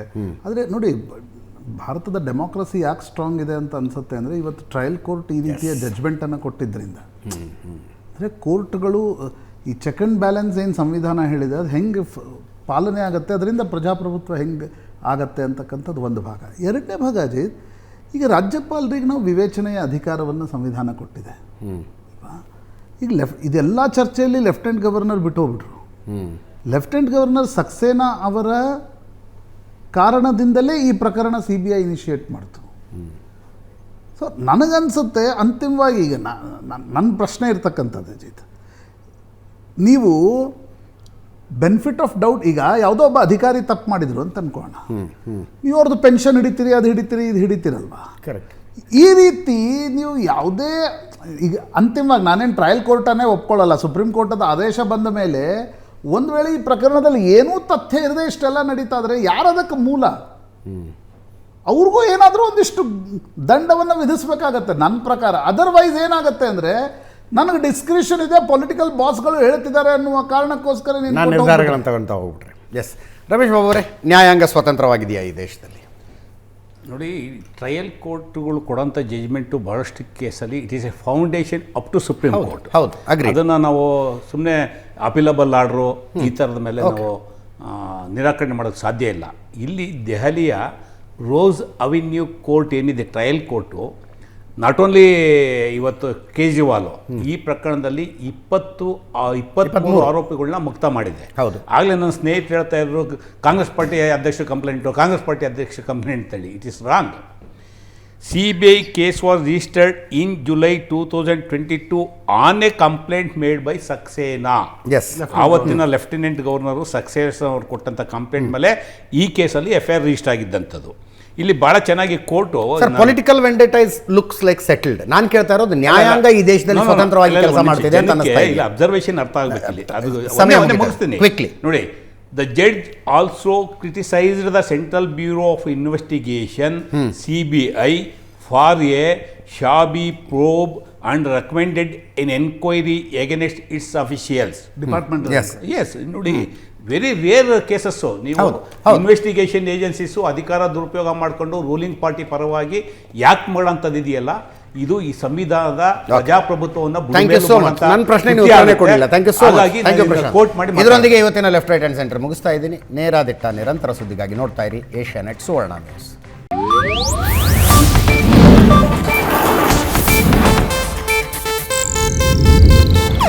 ಇದು ಏಷ್ಯಾನೆಟ್ ನ್ಯೂಸ್ ನೆಟ್ವರ್ಕ್ ಪ್ರಸ್ತುತಿ.